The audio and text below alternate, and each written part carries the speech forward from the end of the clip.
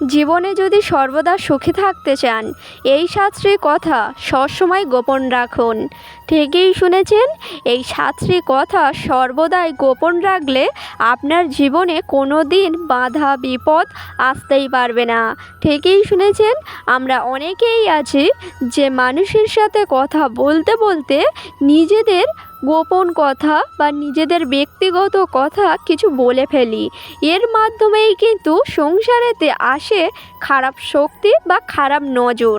এই জন্য এমন কিছু গোপন সাতটি কথা আছে যা সবার সাথে শেয়ার করা উচিত নয়। জীবনে কিন্তু সকল বাধা বিপদ আসবে, এই কারণে এই সাতটি গোপন কথা কারোর সাথেই শেয়ার করা উচিত নয়। তার আগে বলি বন্ধুরা, ভিডিওটি সম্পূর্ণ দেখুন, একদমই স্কিপ না করে। আর আমার চ্যানেলে নতুন হলে অবশ্যই চ্যানেলটিকে সাবস্ক্রাইব করে পাশে থাকবেন পরের ভিডিও পাওয়ার জন্য। তো এবার বলি বন্ধুরা, প্রতিটি মানুষের জীবনে কিছু নিজস্ব বা ব্যক্তিগত কথা থাকে, সেগুলির মধ্যে এই সাতটি কথা কারোর সাথেই শেয়ার করা উচিত নয়। একদমই ঠিকই শুনেছেন, তার কারণ হচ্ছে এই সাতটি কথা যদি কারোর সাথে শেয়ার করেন তাহলে কিন্তু জীবনে কোনো দিন সুখী হতে পারবেন না। তার কারণ হচ্ছে আপনি হয়তো আপনার নিজের কথাগুলি অন্যকে বললেন, আপনার যে কতটা ক্ষতি হতে পারে সেটি আপনি বুঝতেই পারছেন না। এই জন্য সর্বদা এই সাতটি কথা সবসময় গোপন রাখা উচিত। তার কারণ হচ্ছে এই সাতটি কথা যদি সবাইকে বলে বেড়ান তাহলে কিন্তু মা লক্ষ্মী অসন্তুষ্ট হন এবং আপনার জীবনও সবসময়ের জন্য দুঃখ দারিদ্র্য এগুলি লেগে থাকবে। একদমই ঠিকই শুনেছেন, প্রতিটি মানুষের জীবনে এই সাতটি কথা সবসময় গোপন রাখতে হয়।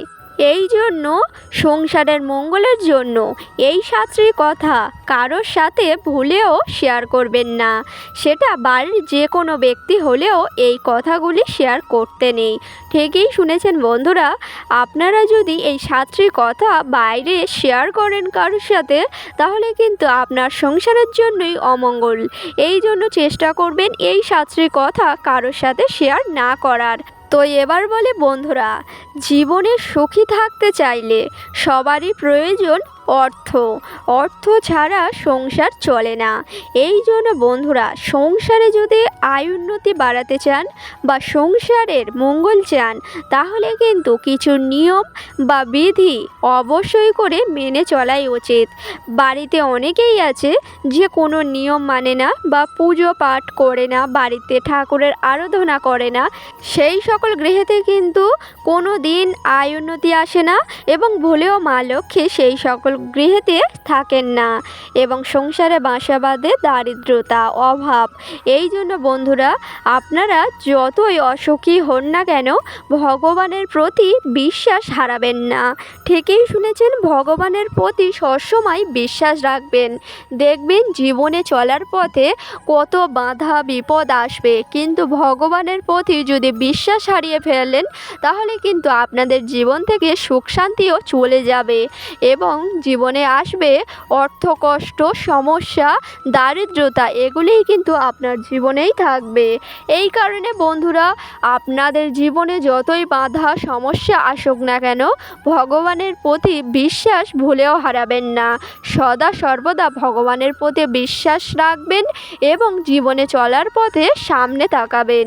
আপনারা ভুলেও ভাববেন না যে ভগবান বলে কেউ নেই বা ভগবানের প্রতি বিশ্বাস হারিয়ে গিয়েছে, এটি কিন্তু ভুল করেও ভাববেন না।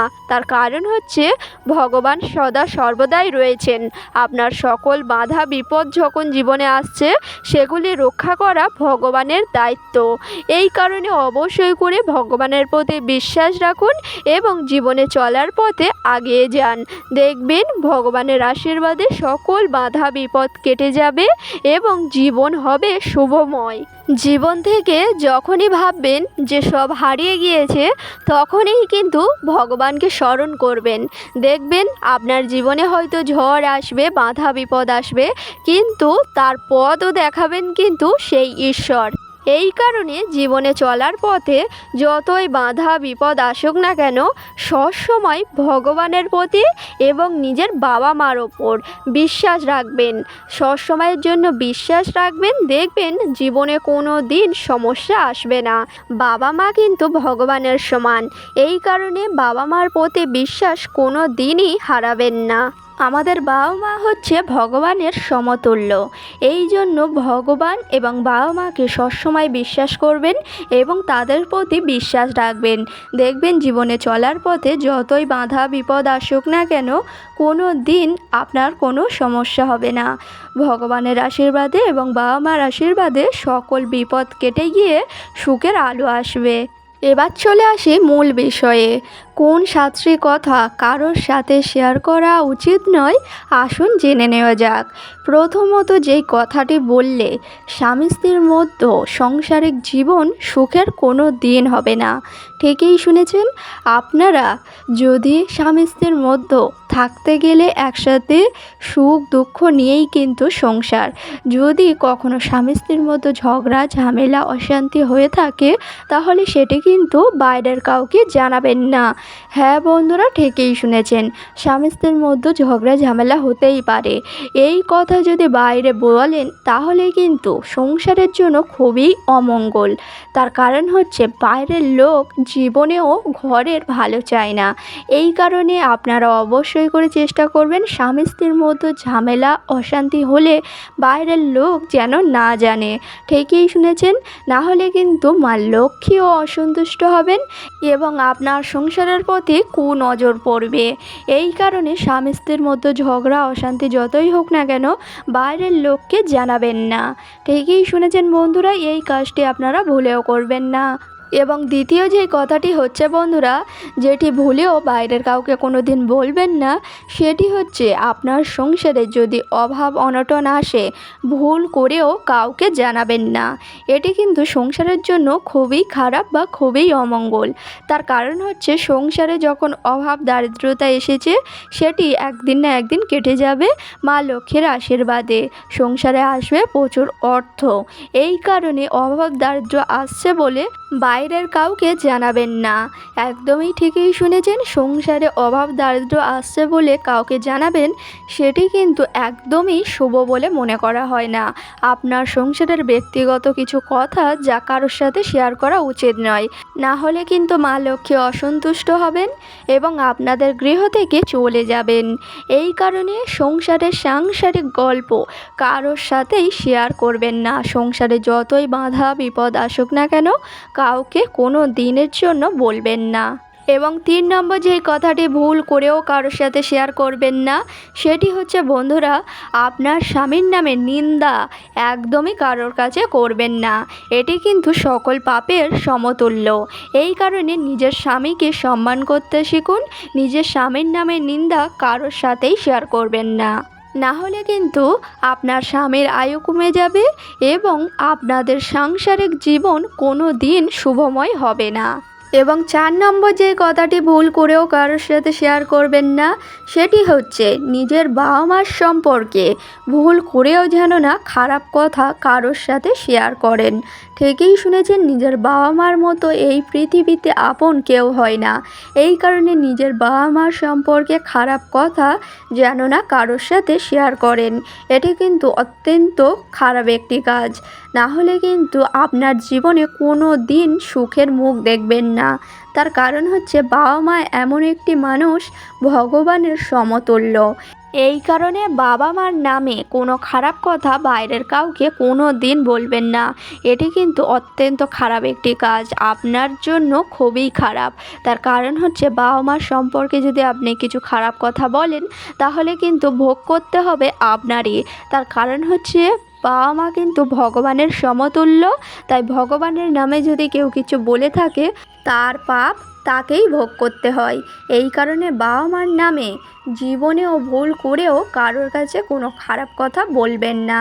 এবং 5 নম্বর যে কথাটি ভুল করেও কাউকে কোনো দিন বলবেন না, সেটি হচ্ছে আপনাদের যদি কোনো ব্যক্তির শরীর স্বাস্থ্য খারাপ থাকে, রোগ জ্বালা হয়তো শরীর থেকে যাচ্ছে না, তাহলে কিন্তু ভুল করেও কারোর সাথে শেয়ার করবেন না। এটি কিন্তু খুবই খারাপ। আপনার শরীর স্বাস্থ্য খারাপ বলে হয়তো কাউকে জানালেন, বাইরের কাউকে, সেটি কিন্তু অত্যন্ত খারাপ। তার কারণ হচ্ছে বাইরের লোকের আরও কুনজর লেগে আপনার শরীর স্বাস্থ্য আরও খারাপ হবে। এই কারণে বাড়ির যে সকল সদস্যদের যারই শরীর খারাপ থাকুক না কেন, বাইরের লোককে একদমই জানাবেন না, বরং বাইরের লোকের কুনজর লেগে আপনার শরীর স্বাস্থ্য আরও খারাপ হবে এবং শরীর স্বাস্থ্য ঠিকও হবে না। এই কারণে শরীর স্বাস্থ্য যদি ভুল করেও খারাপ হয়, অবশ্যই করে ডক্টরের কাছে যাবেন। ভগবানের সমতুল্য ডক্টরের কাছে গেলে আস্তে আস্তে ঠিক হয়ে যাবেন, কিন্তু বাইরের কাউকে জানালে সেটি আরও ক্ষতি হবে। এই কারণে ভুল করেও বাইরের কাউকে জানাবেন না আপনার শরীর খারাপের কথা। এবং 6 নম্বর যেই কথাটি ভুল করেও কারোর সাথে শেয়ার করবেন না, সেটি হচ্ছে বন্ধুরা, আপনারা যদি স্বপ্নেতে যদি ভুল করেও দেখেন ভগবান শ্রীকৃষ্ণকে বা মা লক্ষ্মীকে স্মরণ করতে স্বপ্নে যদি চলে আসে, তাহলে এই কথাটি একদমই কারোর সাথে শেয়ার করা উচিত নয়। তার কারণ হচ্ছে ভগবানরা স্বপ্নেতে তাদের কাছেই আসে যাদের প্রতি ভগবানের আশীর্বাদ থাকে। এই কারণে স্বপ্নে যদি ঈশ্বর আপনাকে দেখা দেন, তাহলে কিন্তু সেই কথাগুলি কাউকে কোনো দিন বলবেন না, নাহলে কিন্তু ভগবান আপনার গৃহ থেকেও চলে যাবে এবং আপনার প্রতি প্রসন্ন আর থাকবে না। এই কারণে আপনারা ভুল করেও স্বপ্নেতে যদি ভগবানের স্বপ্ন দেখেন, তাহলে কিন্তু এই কথাগুলি কারোর সাথে শেয়ার করা একদমই উচিত নয়। তার কারণ হচ্ছে ভগবানের আশীর্বাদ আপনার উপর রয়েছে বলেই এই স্বপ্নগুলি আপনিই পেয়েছেন। এবং 7 নম্বর যে কথাগুলি কারোর সাথে কোনো দিন শেয়ার করবেন না বা বলবেন না, সেটি হচ্ছে পরচর্চা বা পরনিন্দা। এটি কিন্তু অত্যন্ত পাপের একটি জিনিস। এই জন্য পরচর্চা বা পরনিন্দা কারোর নিয়ে করতে নেই। এটি কিন্তু সকল পাপের ভাগীদার আপনিই হবেন। এই কারণে যে যেমনই হোক না কেন, পরচর্চা পরনিন্দা করা একদমই কোনো দিন উচিত নয়। এই কারণে ভুলেও কারোর সাথে পরচর্চা পরনিন্দা করবেন না। তো বন্ধুরা, আজকের ভিডিওটি ছিল এই পর্যন্ত। আশা করছি ভিডিওটি সম্পূর্ণ বোঝাতে পেরেছি। এই 7টি গোপন কথা ভুল করেও কারোর সাথে শেয়ার করবেন না। দেখবেন জীবনে যতই বাধা বিপদ আসুক না কেন, মা লক্ষ্মীর আশীর্বাদে সকল বাধা বিপদ কেটে যাবে এবং সংসারে আসবে প্রচুর অর্থ ও সৌভাগ্য। কিন্তু ভুল করেও এই 7টি কথা কারোর সাথে শেয়ার করা উচিত নয়। তো বন্ধুরা, ভিডিওটি ছিল আজকের এই পর্যন্ত। ভিডিওটি ভালো লাগলে লাইক করবেন, শেয়ার করবেন, কমেন্টে লিখে যাবেন জয় মা লক্ষ্মীর জয়। এবং আমার চ্যানেলে নতুন হলে অবশ্যই চ্যানেলটিকে সাবস্ক্রাইব করে পাশে থাকবেন পরের ভিডিও পাওয়ার জন্য। সকলকে জানাই অনেক অনেক ধন্যবাদ। হরে কৃষ্ণ, রাধে রাধে।